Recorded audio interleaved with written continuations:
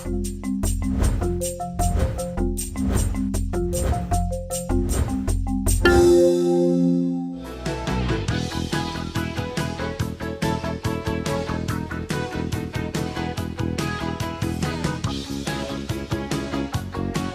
os dias 8 e 10 de novembro de 2012, Araxá foi palco de um grande festival literário, o FLI Araxá.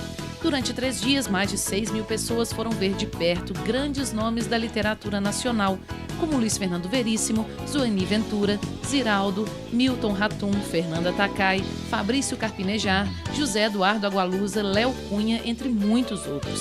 O evento se transformou em um grande festival literário com convidados muito especiais. Debates, palestras, oficinas, lançamentos, sessões de autógrafos, vendas de livros, brincadeiras, shows de música, sorteios e muitas outras atrações fizeram parte do primeiro FLI Araxá.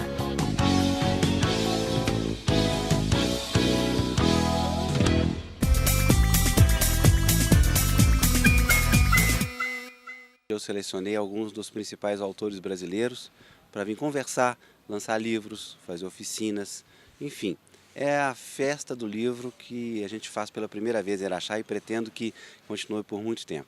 Esse evento nada mais é do que o suprassumo em termos de cultura para a nossa comunidade em Araxá. Nós estamos muito felizes de ser o patrocinador e principalmente com a organização e o impacto que esse evento vai causar na comunidade de Araxá. Esse primeiro festival traz para nós uma alegria muito grande, porque é a oportunidade da gente aí dar às nossas crianças o caminho do sucesso, o caminho da excelência, o caminho da cidadania. É um prazer, Araxá, estar recebendo esse festival de literatura. Estamos em festa. Araxá está crescendo muito culturalmente. Inauguramos o teatro recentemente. Temos festival de gastronomia, festival de dança. Só estava nos faltando este festival. Então esse veio acrescentar muito e desejamos que todos os anos ele aconteça. A programação está excelente, né? Autores como os aqui relacionados, não é todo momento em que a gente vê num evento realizado em tão poucos dias.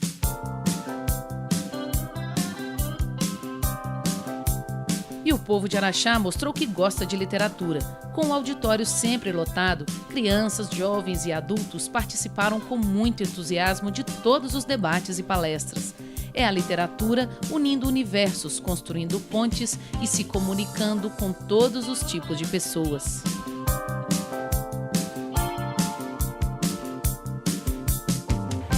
Eu, como araxaense e como pessoa que amo os livros, eu não sei o que eu amo mais, se eu amo mais Araxá ou se eu amo mais os livros, a literatura.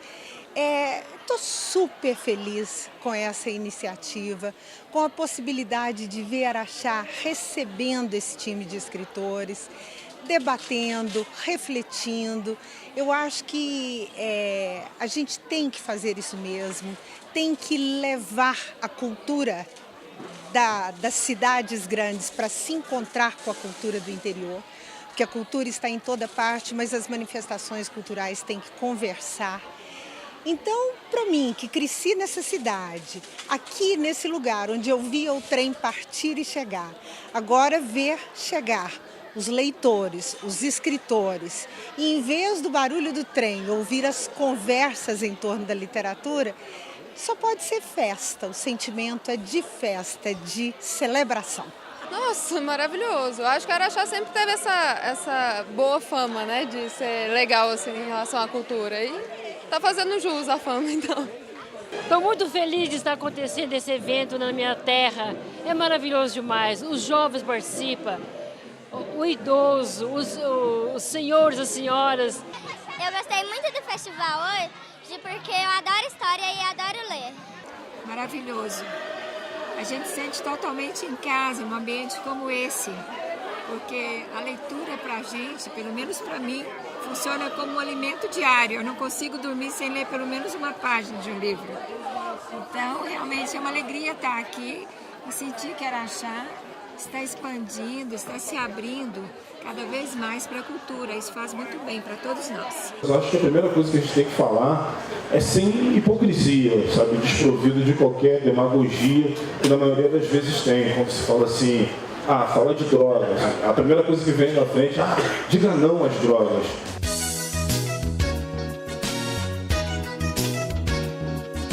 Se para os araxaenses o evento foi um grande presente, para os autores também foi um prazer poder dividir com a cidade algumas histórias, curiosidades e lembranças de suas carreiras.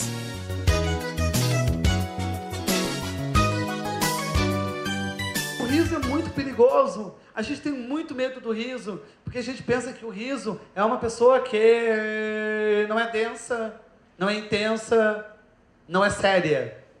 Eu gostei muito do evento, gostei de ter participado com o Luiz Fernando Veríssimo,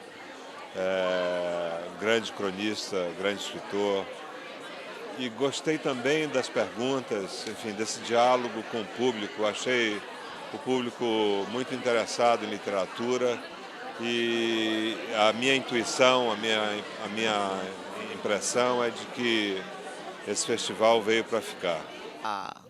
Eu acho que o Festival de Araxá é de uma grande coragem, a coragem do diferente, de se aclimatar numa cidade nova, sabe, de criar uma cultura, vai ser devagar, pouco a pouco. E é incrível, porque tem os grandes nomes da literatura brasileira aqui, de uma hora para outra. Então, é Veríssimo, é Zoenir, sabe, o leitor vai ter o contato com crônicas, romances vivos, e isso é inesquecível. Pois é tão bom, né, ver muitos jovens aqui. Na verdade, tem gente de todas as idades, mas acho que a semente está sempre no jovem, né? O adulto que já está formado, ele já tem... Nunca é tarde, mas ele já tem despertado se ele gosta de ler ou não, mas o jovem é um terreno muito fértil para isso, para a gente, né, mostrar como é importante ler e fazer, olhar para os livros e dar livro de presente, né, comprar um livro, se interessar mesmo. E eu vejo aqui movimentado, assim, com autores muito importantes e bem diferentes, né? Cada autor tem a sua história, né? Eu vou estar com o Zoenir, que é um super jornalista, super escritor, um homem muito centrado, né, e muito atento às coisas do mundo, escreve muito bem. O encontro da plateia com quem faz, com quem escreve, e a possibilidade do diálogo, de você poder perguntar diretamente para o autor, encanta, né? E com certeza vai mexer com essas pessoas todas. E eu gosto muito de Araxá, eu já estive aqui uma vez, acho a cidade muito gostosa, muito amena, e essa iniciativa, né, de ter aqui uma feira de livro, né, quer dizer, enfim, só merece parabéns, né? Primeira vez que vim aqui a Araxá e para mim é uma alegria muito grande realmente estar presente em eventos deste género. Eu vejo com grande alegria esta multiplicação de eventos literários no Brasil. Eu acho que é através deste tipo de festivais de literatura, trazendo o livro aos seus leitores, mas trazendo também os autores dos livros, que é desta maneira que o Brasil vai se conseguir desenvolver realmente, porque eu não imagino, não concebo o desenvolvimento sem leitura. Acho que as duas coisas estão completamente ligadas e estes festivais têm essa enorme virtude de levar o livro e o autor aos seus leitores. Também para o escritor é muito interessante, porque você aprende muito, eu sempre aprendo coisas, com as perguntas das pessoas, sempre aprendo coisas. Acho a ideia muito boa, né? Araxá é uma cidade que tem uma tradição cultural muito grande, né? Acho que o espaço da literatura tende a crescer muito com esse evento, né? O Sempre um Papo já participou aqui, já teve outras atividades mais pontuais e agora uma grande atividade como esse festival. Eu acho que a tendência é só ir crescendo cada vez mais.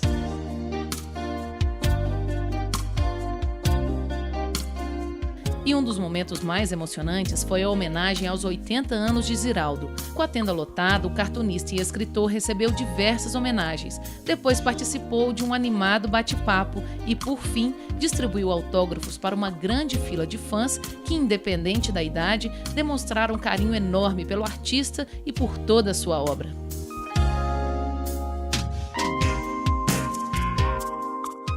Achei muito legal porque eu gosto muito dele e dos livros dele.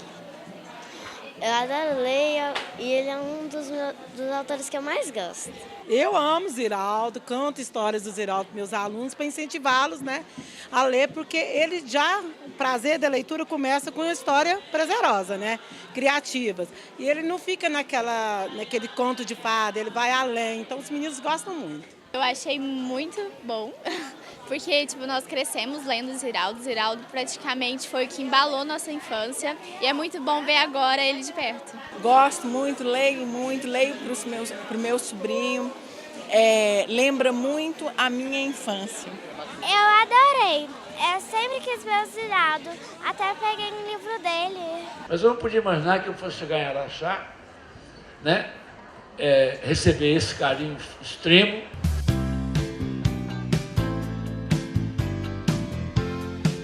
E Ziraldo também fala com ternura sobre o Sempre um Papo.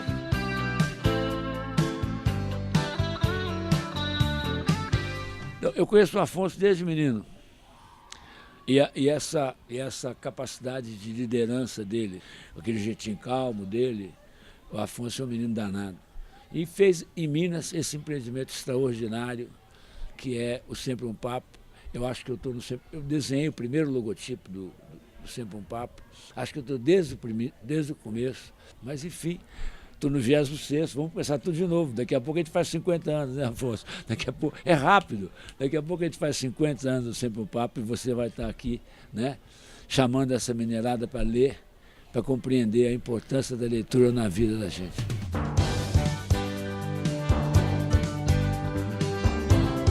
E no próximo bloco você acompanha tudo o que aconteceu durante os 3 dias do evento. Não saia daí, a gente volta já.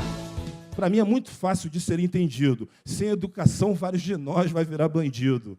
E a nossa pena não é branda. Perdemos a infância, juventude, a fila anda.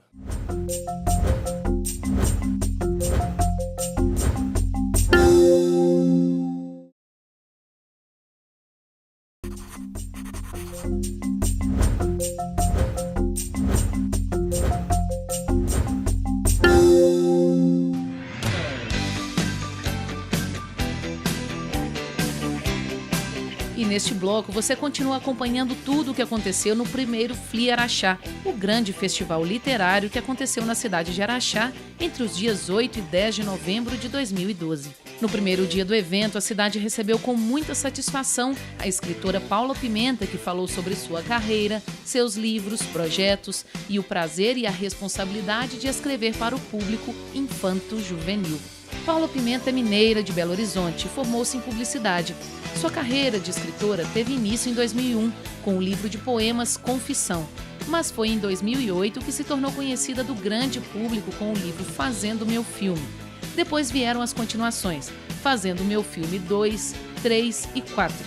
Em 2001 lançou Minha Vida Fora de Série, que como um antecessor também terá continuidade e, ao que tudo indica, será um grande sucesso. Desde pequena tive muito incentivo dos meus pais, dos meus professores.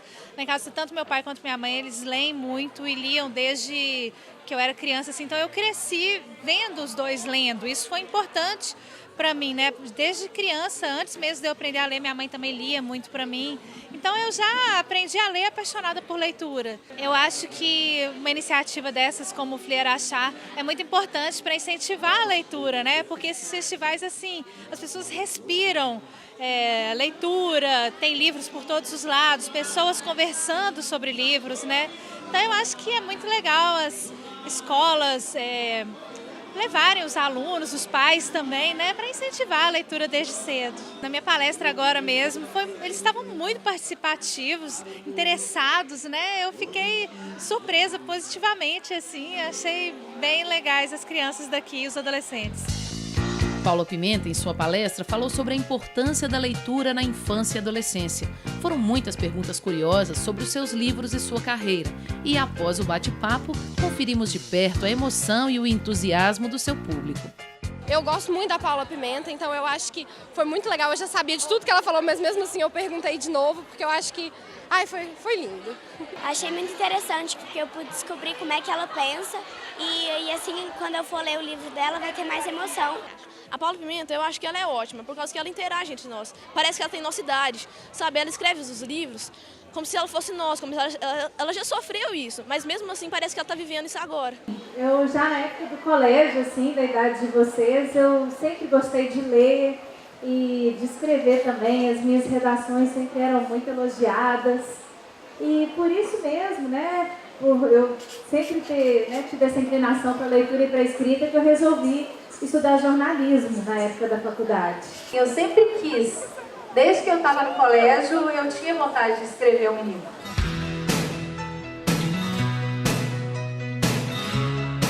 Com a plateia lotada, o segundo convidado da primeira tarde do evento foi o escritor e rapper MV Bill. A diversidade da carreira e dos talentos de MV Bill é grande. Rapper, escritor, ator, cineasta e ativista. Começou sua história na música escrevendo sambas enredo para seu pai. Em 99, lançou seu primeiro disco, Traficando Informação.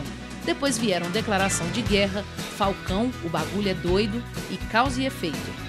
Paralelamente à carreira de rapper, lançou os livros Cabeça de Porco e Falcão, Meninos do Tráfico, que também deu origem ao documentário de mesmo nome. Além disso, também foi idealizador da ONG Central Única das Favelas, que está presente em todos os estados do Brasil. E seu trabalho como ator pode ser visto no filme Sonhos Roubados. Por isso que eu peço sempre para que tenha bastante investimento em educação de qualidade. Porque se a gente tiver educação de qualidade, a gente vai preparar nossos jovens para estar disputando em pé de igualdade com o jovem de classe média. Olha, eu cheguei e já tive uma surpresa maravilhosa, que eu assisti parte da palestra do MV Bill. E foi, olha, eu sou fã do Bill, conheço o Bill já há alguns anos, acompanho, é um dos melhores intelectuais, né, que nós temos no Rio de Janeiro. É uma lucidez, uma sensatez. Eu vi ele falando, né, de questões delicadas, como a questão da droga, questão do crack. E ele tem uma experiência de vida, né? Imagina, ele foi criado, né, na favela. Enfim, um exemplo, né, de vida, né, um exemplo realmente para o jovem. Para mim é muito fácil de ser entendido. Sem educação, vários de nós vai virar bandido. E a nossa pena não é branda. Perdemos a infância, juventude, a fila anda, menos para quem tem família com dinheiro, que paga pelo erro do filho o tempo inteiro. Atitude que eu não me identifico. Bateram na empregada só porque o pai é rico. Pai que vem a público falar de ética, sem saber que o filhinho é envolvido com droga sintética. Vida frenética, fazendo merda na Avenida Paulista, com a certeza que a justiça é menos energética. Não é assim com a gente. Nova operação policial leva a alma de um inocente. Deixa a criança ferida, com bala perdida, mais punição como medida. Por mais que uma parte da elite evite, um afro-genocídio existe. Onde pessoas morrem por conta da cor. Com sobrenome comum, não temos valor. Artista caô, que fala de amor, só que não fecha com nós, nem na hora da dor. Por isso eu faço do meu palco um púlpito, usando minha voz contra o Brasil que é corrupto. Impunidade fala mais alto. Os homens de preto sobem o morro para defender o asfalto. Que impotentes assistem à tragédia. O desnível entre a favela e a classe média, que trata o gueto como se fosse a África, numa distância que nem chega a ser geográfica.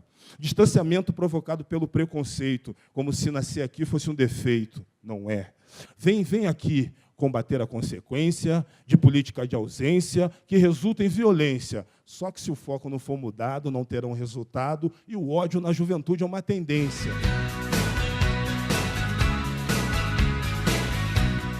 Eu diria que deu um show de conhecimento da nossa realidade, da realidade cultural brasileira, da realidade social brasileira. Então, realmente, ele falou o que nós precisávamos de ouvir, o que o Brasil precisa de ouvir. Eu gostei muito. Muito importante, mostra realmente o lado da droga, né, nas grandes capitais, e que tem gente brigando por isso, né, que pode estar lutando para que possa reverter o quadro da droga, né. Ele carrega a verdade com ele, fala a verdade, então isso é muito importante para a gente ter um mensageiro assim. E à noite foi hora de receber o jornalista e escritor Zueni Ventura e a cantora, compositora e escritora Fernanda Takai para falarem sobre jornalismo, música e literatura. Com toda a sua delicadeza, Fernanda contou casos de sua carreira como escritora e cantora. E Zueni, com muito bom humor, divertiu a plateia com suas histórias. Um dia saiu num site, era um site importantíssimo, de um jornal muito importante, que era o seguinte: morre o escritor Zueni Ventura, né? Aí, eu, nesse dia, nessa tarde, eu estava num lugar que era a inauguração do Instituto Moreira Salles. Instituto Moreira Salles. Estava o presidente da República, o governador e o prefeito do Rio de Janeiro. e não podia entrar mais ninguém. Eu estava como amigo do João, né, que era lá, mas não como jornalista, enfim, na imprensa não podia entrar. E saiu essa notícia. Aí ficou todo mundo atrás, né, atrás de mim e tal.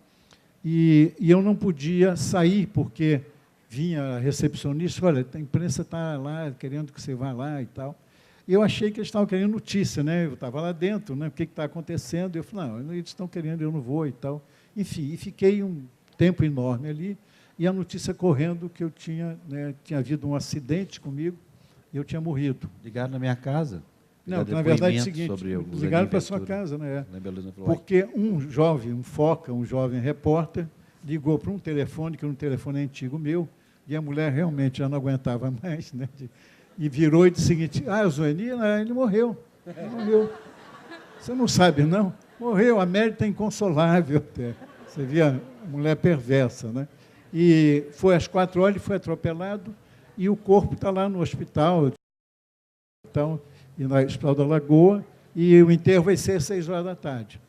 O menino volta para a redação, em vez de apurar, botou no ar isso. Morre, né, o escritor Jandir Ventura. E as pessoas sem ter acesso a mim, porque eu estava trancado lá. Né? Foi muito engraçado. Quando eu saí, aí estava aquele pelotão, sabe aquela coisa que a gente vê na televisão, aqueles canhões assim, né? Toda a imprensa ali. E aí perguntava, vem cá, e aí, como é que você está se sentindo? Eu estava melhor do outro lado. Né? Porque não...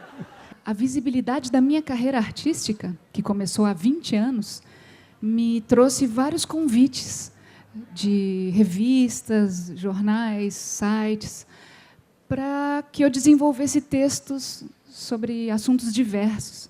E eu fui aceitando esses desafios ao longo da vida.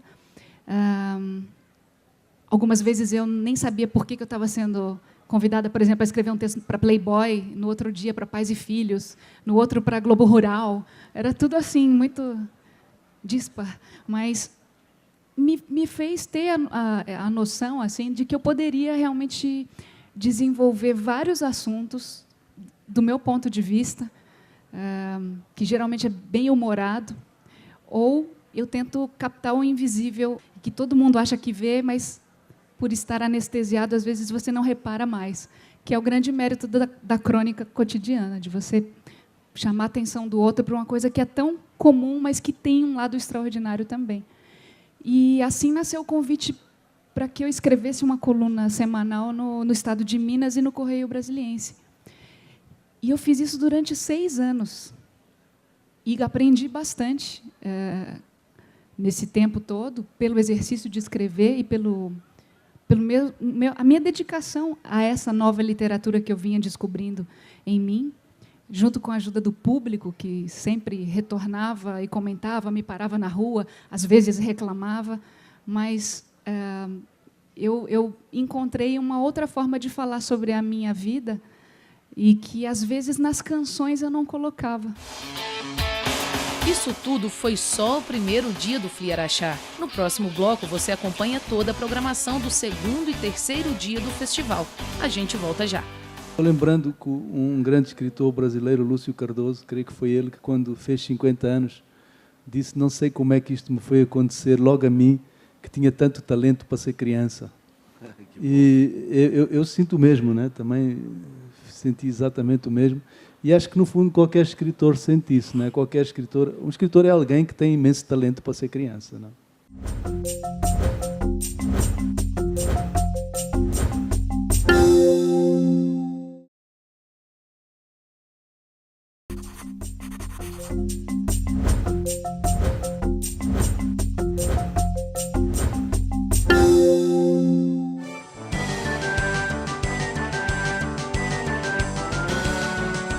Sempre um papo especial, Fli Araxá está de volta com tudo o que aconteceu neste grande festival literário de Araxá. E no 2º dia do evento, nem a forte chuva desanimou os visitantes. Com plateia cheia e animada, a contadora de histórias, brincante e escritora Rúbia Mesquita fez o público se deliciar com suas histórias e brincadeiras. Ninguém ficou parado.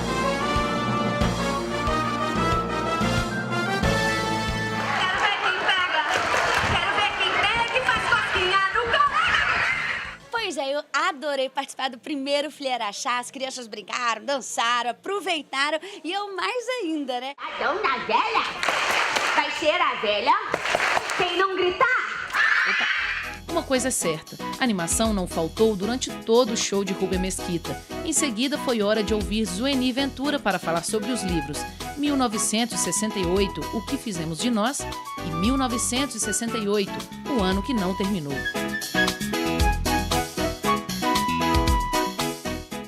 E a noite chegou trazendo Luiz Fernando Veríssimo e Milton Ratum, que falaram sobre o processo de criação. Com o auditório lotado, o público se deliciou com as histórias dessa dupla, que pela primeira vez dividiu o palco. Comecei a escrever muito tarde, porque não tinha nenhuma intenção de ser escritor, né? Mas sempre fui um grande leitor. Mas havia uma certa desconfiança em casa, que como eu lia muito inglês, quase que exclusivamente inglês, por causa da minha experiência americana, né, que eu fosse analfabeto em português. Então, quando eu comecei a trabalhar no jornal, naquela época não precisava ter diploma de jornalista, no dia seguinte, eu comecei a trabalhar um dia no jornal, como copy desk, uma coisa que não existe mais, né? E no dia seguinte o jornal saiu com uma manchete com um erro de ortografia terrível. Eu até me lembro bem qual era a manchete, era Castelo hesita em caçar Lacerda. Era na época da Revolução e tal, né? E saiu Castelo hesita com X. Com X? E em casa acharam que era eu, que a culpa minha. Eu já tinha, em primeiro lugar, começado no jornal já fazendo a manchete da primeira página, e, em segundo lugar, responsável por aquele erro terrível, né? Mas não era, eu era inocente, no caso. E então, eu comecei a trabalhar no jornal, e, eventualmente, o principal cronista do jornal saiu, foi para outro jornal, e eles me convidaram para ficar no lugar dele. Então, passei a ter um espaço assinado no jornal, e aí descobri que sabia fazer aquilo, né? Sabia fazer crônica e tal, sabia fazer.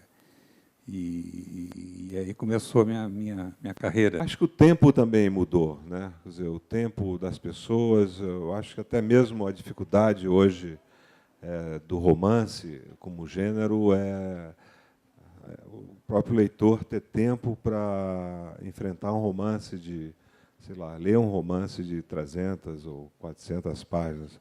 Então, ler Guerra e Paz hoje é um verdadeiro desafio, né? Eu acho que não são muitos leitores. E, no entanto, quem quer escrever romance tem que ler Guerra e Paz, né? Tem que passar pelo romance do século XIX. Isso eu acho que é fundamental, né, na minha visão. Então, eu acho que é isso. Eu acho que a paciência e porque o romance tem uma coisa também do conhecimento, daquilo que o crítico Antônio Cândido diz, ainda para mim, uma forma de conhecimento. Então, para um jovem amazonense, no meu caso, em Manaus, numa cidade isolada dos anos 60, conhecer um pouco da história do Rio Grande do Sul, eu li um romance do Érico Veríssimo para conhecer, vamos dizer, um problema de uns moleques, os meninos de rua de Salvador, né? Eu li o Capitães da Areia e assim por diante. Eu acho que você conhece não só, vamos dizer, o seu país, como também culturas, né, de outros países e outras sociedades. Eu acho que o romance é um pouco isso. E assim, o segundo dia do Flieraxá chegou ao fim. Mas muitas atrações ainda estavam por vir no terceiro dia deste festival literário.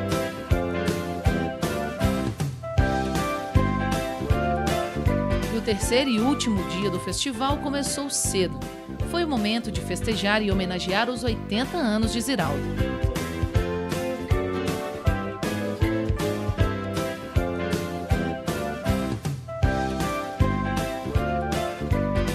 Ninguém faz plano para os 80 anos. A natureza seria realmente sábia se a gente pudesse envelhecer junto, a cabeça envelhecer junto com o cérebro. O cérebro envelhecer junto com o corpo. Entendeu? É que a cabeça não envelhece. A gente ainda acha que pode fazer tudo. Eu já disse, eu sei como é que eu vou morrer. Vou sair correndo para poder pular uma vala, quando no meio do pulo eu vou falar, ih, meu Deus, não tem idade para isso. Entendeu? Mas aí já vai ser tarde. Em seguida, o escritor Léo Cunha promoveu uma oficina de capacitação com o tema Incentivo à Leitura, o papel das famílias e das bibliotecas. A oficina que eu dei de capacitação, na verdade, uma palestra, um bate-papo sobre a importância da formação do leitor, do incentivo à leitura, principalmente o papel de algumas pessoas, da família, da escola, da biblioteca, o que cada um desses pode colaborar, pode participar na formação do leitor, do gosto, do hábito pela leitura. E um dos momentos mais descontraídos do Fli Araxá ficou por conta do poeta e escritor Fabrício Carpinejar, que com seu humor irônico e suas reflexões provocativas fez o público rir e refletir sobre diversos assuntos sérios, mas com muito bom humor. E na verdade a gente nunca chora pelo outro. Ninguém nunca chorou pelo outro. Desculpa informar, somos egoístas. Alguém chorou pelo outro? Sempre um papo é tipo o meu estilista predileto, onde eu faço confecções de palavras. Eu gosto muito da atmosfera do Sempre um Papo, do Afonso, da Rai, de todo mundo que me acompanha nesse processo, que é contagiar o público com leitura. Nunca vi um Sempre Papo tedioso e não vai ser tedioso. É uma avalanche, uma aventura, uma adrenalina. Tu fica com vontade eu acho que de provocar inveja nos outros que não foi no Sempre Papo. Se tu se importava em vestir o botijão de gás, é porque tu estava muito em casa. Depois do bate-papo, Fabrício Carpinejar fez a leitura de alguns de seus textos. Terminam agarrados, sobrepostos. Você se dá conta de que não deita mais sozinho há décadas. É uma compulsão olfativa. Cheirar, cheirar. Para falar sobre romance, realidade e ficção, o Fli Araxá recebeu o escritor angolano José Eduardo Agalusa, que dividiu o palco com Léo Cunha. Eu sou de uma família que só tem nomes esdrúxulos, os nomes da família do meu pai. Meu pai chama Eunápio e é o nome mais bonito da família. Todos os irmãos têm inveja do nome dele.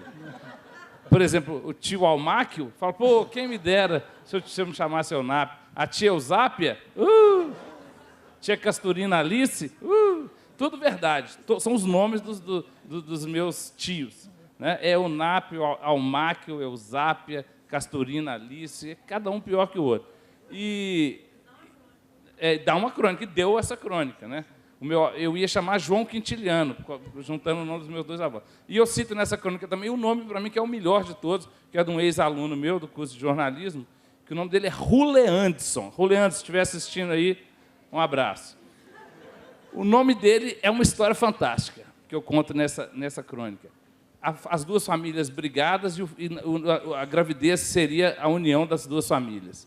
Então, quando nasceu o menino, vamos homenagear os avós. Né? Então, o avô paterno chamava Leandro, a avó materna chamava Sônia, Leandson. Mas é Ruleandson, por quê? Porque minha mãe era fã do Julio Iglesias. E aí nasceu o Ruleandson, um dos meus melhores alunos, que atualmente está fazendo doutorado lá em Belo Horizonte. E é maravilhosa essa história, eu tinha que contar, né? Para a literatura, tudo é proveitoso para a literatura. A história das pessoas que eu encontro nas ruas, né? Você vai a um país como Angola, a uma cidade como Luanda, e o mais fascinante, o mais assombroso, o mais extraordinário, são as histórias. São países extremamente ricos em histórias. Você fala com qualquer pessoa na rua, e essa pessoa tem uma história para contar. Normalmente é uma história extraordinária. Creio que escrever provavelmente é a maneira que o mentiroso encontra de ser aceito socialmente. Né? Estou lembrando que um grande escritor brasileiro, Lúcio Cardoso, creio que foi ele que, quando fez 50 anos, disse: não sei como é que isto me foi acontecer logo a mim, que tinha tanto talento para ser criança. E eu sinto o mesmo, né? Também senti exatamente o mesmo. E acho que, no fundo, qualquer escritor sente isso, né? Um escritor é alguém que tem imenso talento para ser criança, né?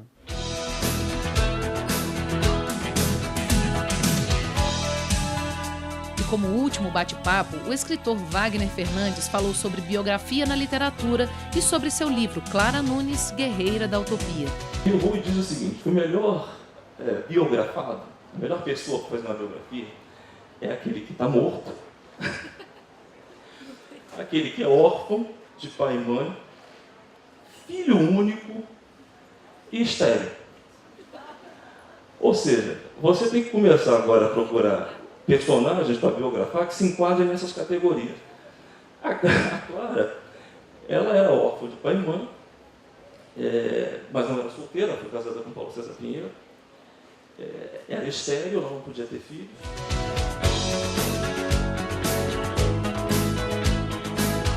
Eu acho que o Flia Araxá ele é mais uma prova de que os brasileiros, a população brasileira, tem sede de cultura, ama literatura e está absolutamente disponível e aberta para eventos que celebrem a nossa arte literária.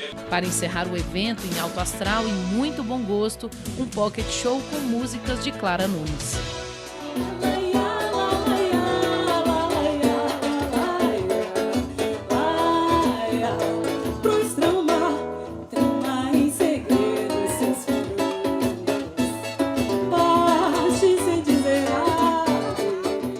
Esses foram os 3 dias do Flia Araxá, mas o programa não termina por aqui. No próximo bloco, alguns escritores falam sobre a importância da literatura em suas vidas. A gente volta em alguns instantes.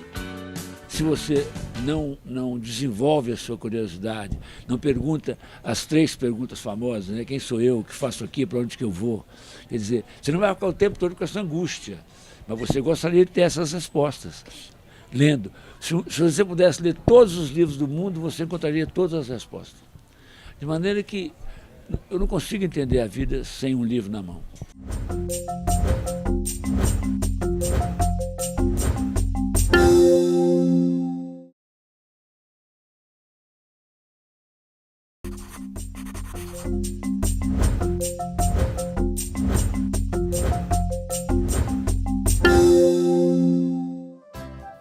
Agora você acompanha o depoimento de Ziraldo, Fabrício Carpinejar, Rúbia Mesquita e Fernanda Takai, falando sobre a importância da literatura em suas vidas, direto do Flia Araxá. Vários vão à lona, sentados na poltrona, recebendo ordens que serão ditadas na telona e nos deixam como herança, uma verdadeira erupção de criança. Na minha lembrança, não dá para esquecer o que eu vi, não dá para esquecer o que senti. Figo. Assim que eu vejo o amor, como um figo. Assim que vejo a mulher, como um figo.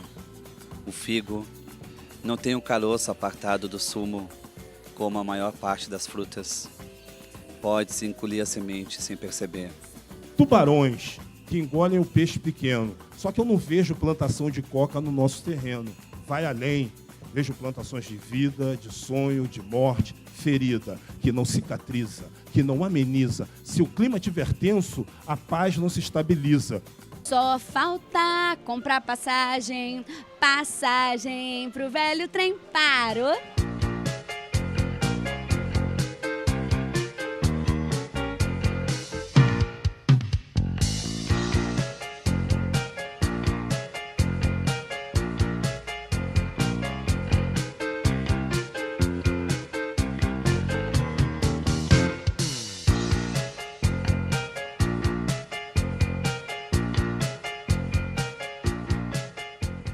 Bom, eu acho que o ser humano tem 5 sentidos. Eu acho não. O ser humano tem 5 sentidos. Mas com esses 5 sentidos ele pode enfrentar o mundo, construir a vida dele, quer dizer, e se localizar entre os seus pares. Quer dizer, se ele não tem um dos sentidos, em inglês se chama handicap, né? Em português são deficiente físico. Mas todos nós, com os 5 sentidos, ainda não estamos prontos para a vida. Então o ser humano só fica pronto quando ele é capaz de ler, escrever e contar. Isso é tão fundamental para a vida humana, ler, escrever, expressar-se pela leitura, entender o que lê e fazer as 4 operações, é tão, quer dizer, botar o raciocínio para funcionar, é tão fundamental para a vida como enxergar, como ouvir, como sentir, como tudo. Então, isso é ler, escrever é que devia chamar o sexto sentido, e não a intuição. A intuição nem é sentido. Ler e escrever é que é um sentido. Porque se o sujeito não sabe ler nem escrever, ele vai ser sempre um sub-ser humano. Ele só vai ter sucesso na vida, econômico, mas se ele jogar futebol bem, mas lendo